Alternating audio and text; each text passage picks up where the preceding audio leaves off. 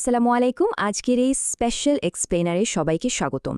আজ আমরা আলোচনা করব ইসলামের ইতিহাসের অন্যতম লেজেন্ডারি একজন সাহাবী সম্পর্কে, একজন অতি সাধারণ মানুষ থেকে সর্বোচ্চ মর্যাদায় পৌঁছানোর এক অবিশ্বাস্য স্টোরি।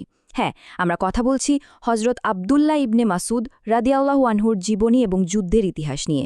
চলুন তার জীবনের সেই রোমাঞ্চকর জার্নিতে প্রবেশ করি। আচ্ছা, চলুন তাহলে গভীরে প্রবেশ করা যাক। আজকের এই আয়োজনে আমরা তার জীবনের 5টি মূল ফেজ কভার করব। প্রথমত, একজন সাধারণ রাখাল থেকে এলিট সাহাবী হয়ে ওঠা। এরপর মক্কায় তার সাহসিকতা, যুদ্ধের ময়দানে তার বীরত্ব, কোরআন ও ফিকের শাস্ত্রে তার বিশাল অবদান এবং সবশেষে তার ইন্তেকাল ও আমাদের জন্য রেখে যাওয়া লেসেন্স। পর্ব 1, পশুপালক থেকে এলিট সাহাবী। তার পুরো নাম ছিল আবদুল্লাহ ইবনে মাসুদ ইবনে গাফিল আল হুজালি, আর তিনি মক্কায় জন্মগ্রহণ করেন। তার কুনিয়াত বা ডাকনাম ছিল আবু আব্দুর রহমান। আর এটাই চমৎকারভাবে প্রমাণ করে যে একজন মানুষের রূপান্তর কতটা অভাবনীয় হতে পারে। জীবনের শুরুতে তিনি ছিলেন মক্কার প্রান্তরে অত্যন্ত সাধারণ একজন পশুপালক, অথচ তিনি ইসলামের একেবারে শুরুর দিকে ঈমান গ্রহণকারীদের একজন। বলা হয়ে থাকে তিনি ছিলেন ইসলাম গ্রহণকারী ষষ্ঠ বা সপ্তম ব্যক্তি। এত আগে ইসলাম গ্রহণ করার এই সাহসী সিদ্ধান্তই তাকে মহানবী সাল্লাল্লাহু আলাইহি ওয়াসাল্লামের অন্যতম শ্রেষ্ঠ সাহাবীতে পরিণত করে। পর্ব 2, মক্কায় সাহসিকতা। মক্কার সেই প্রথম দিককার কঠিন দিনগুলোর কথা একটু ভাবুন, যখন মুসলমানদের ওপর চরম নির্যাতন চলছিল। ঠিক সেই সময়ে এই সাধারণ পশুপালকের ভেতরেই কিন্তু অসামান্য এক সাহসের বিস্ফোরণ ঘটেছিল। তিনি ছিলেন সেই প্রথম সাহাবী যিনি মক্কার বুকে একদম প্রকাশ্যে কোরআন তিলাওয়াত করেছিলেন। মক্কার কুরাইশ নেতাদের সামনে দাঁড়িয়ে কোনোরকম ভয়ভীতি ছাড়াই তিনি উচ্চস্বরে সূরা আর রহমান পাঠ করেছিলেন।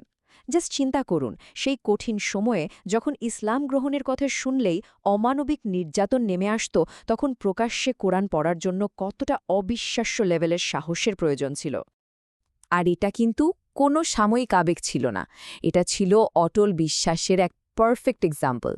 প্রকাশ্যে কুরআন তিলাওয়াত করার কারণে কুরাইশরা তাকে নির্মমভাবে মারধর করে, কিন্তু এই ভয়াবহ ফিজিক্যাল টর্চার তার ঈমানকে এক চুলো টলাতে পারেনি। শত বাধাতেও তিনি দ্বীনের দাওয়াত থেকে একটু পিছু হটেননি।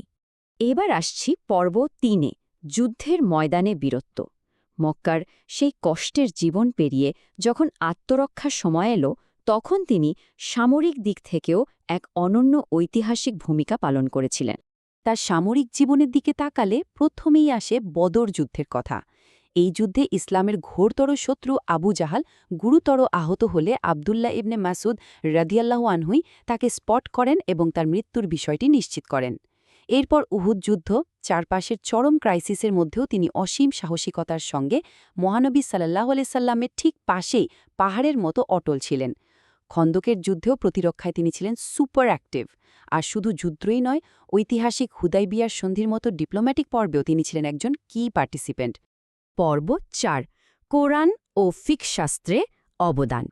ফিজিক্যাল সাহসিকতা থেকে এবার আমরা শিফট করছি তার জীবনের সবচেয়ে মেজেন্টিক ইন্টেলেকচুয়াল লেগেসির দিকে।